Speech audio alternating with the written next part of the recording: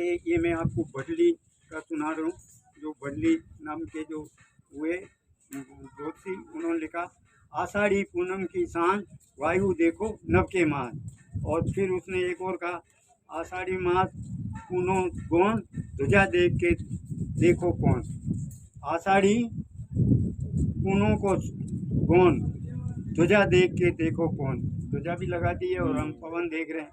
अब उसमें ये बताया उसने कि देखो, नेरित कोई बूंद न पड़े और राजा पाजा भूखे मरे। नेरित की हवा चलती है तो राजा पाजा को बरसात कम होती है। और अग्निकोण से चले समीरा, पड़े अकाल होए सब दुखीरा। उत्तर को जो जल पूरो हो और मूस सांप दोनों अवतरें।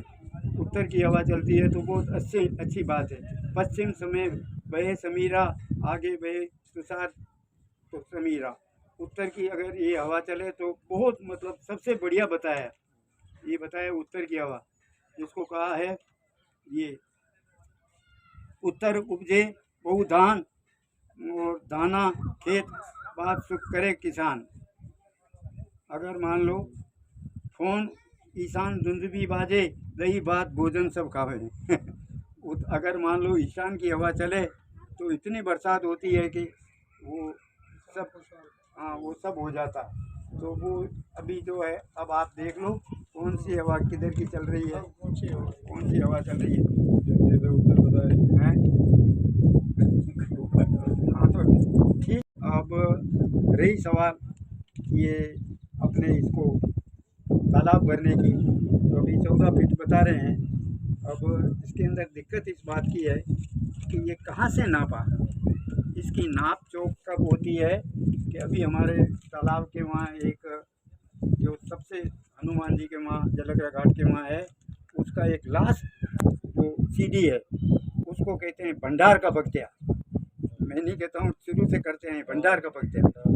उस भंडार के पगते से नीचे जल नहीं जाता था। वो कहते थे कि इसको रखो, सुरक्षित रखो, क्योंकि कभी भी अकाल पड़ सकता है तो हमारे ये भंडार खाली नहीं हो। अब वो क्या करते हैं कि भंडार खाली करने के लिए यहाँ सब कहते हैं इसको नाप चौक करते हैं, लेकिन नाप चौक करने का वो सही तरीका मेरे दिमाग में नहीं है। क्योंकि लगी कौवे को एक प्यास और उड़कर गया गड्ढे के पास। तो ये सब सारी जो है ना, ये थला गई, खाली हो गई है। पहले इसका गेज कहते हैं कि बीच में से नापो तो 80 फीट तक था। अब वो बढ़ते बढ़ते बढ़ते बढ़ते अभी सूखा, जब आपने देखा होगा। और फिर भी क्या, जहाँ से भी है, इस नाप चौक को तो वहीं से रखना चाहिए कि भाई नाप चौक तो आप अपने करते रहो, हमारे तो ये भंडार का पगत्या है, इससे नीचे पानी नहीं जाना चाहिए। ये हमारा भंडार यहाँ सुरक्षित रहना चाहिए। अब ऐसी कोई करे, बाकी तो आप क्या करोगे, उसमें भर लो गिलास में पानी और थोड़ा पानी हो आप उसमें डालते रहो, कोई गोटियाँ डालते रहो कंकड़ की, वो थोड़ा पानी होगा तो ही ऊपर आ जाएगा। वही नाप चौक इसमें कहते हैं 14 फीट है, 15 फीट है। अच्छा, दूसरा ये है कि ये जो बनाया है ये भी एक तरह से शापित है। इसको श्राप दे रखा है कि हर साल नहीं भरेगा ये, 5 साल में, 10 साल में, 6 साल में, इस तरह से इसमें नाले लगेंगे। भगवान ने वो तो कोई उसकी कुदरत है, तो वो कहीं गए साल कहीं वो एक साल पहले वो आंधी तूफान आ गया तो उसने इसको भर दिया। और शुरू से मतलब क्या है कि आदमी सब कुछ कर सकता है। मनुष्य में इतनी ताकत है कि वो पर्वत से भी पानी कर देता है। तो सब आदमियों ने क्या कर रखा है कि जो नदी का उद्गम है, कहाँ नदी का उद्गम है, ठेठ सेवंतरी राम दरबार, दो कट, फिर उसके बाद चार भुजा, फिर यहाँ होते होते ये गोमती यहाँ आती है, बेरागा मठ और सबसे होते होने के बाद, और लास्ट में जब ये आती है तब तक बरसात भीग जाती है।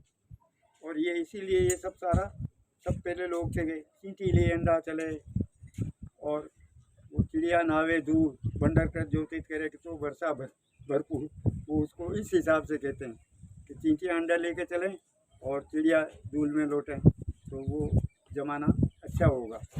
फिर फिर भी मतलब क्या है कि देखते हुए 50% है, इसकी भरने की गारंटी नहीं है, लेकिन 50% बरसात जरूर होगी अभी, क्योंकि सब बाकी हैं। अभी एक नक्षत्र ऐसा चल रहा है, हाँ करेगा भगवान, सब कुछ करेगा। और गो प्रजा का भाग बलिष्ठ है, क्योंकि वो गायें भी जब ऊंचा मुँह करके भगवान की तरफ देखती है तो वो भगवान भी उनकी सहायता करता है। और आज भी मतलब लोग क्या कहते हैं कि बरस रही हो जो किनका भाग को बरस रही हो, गौ माता का बरस रहा है। इसलिए गौ सेवा करो और भगवान से प्रार्थना करो कि तेरे लिए ये सब कुछ करे। फिर रात धर्म की चलो थोड़े से 2 टुकड़े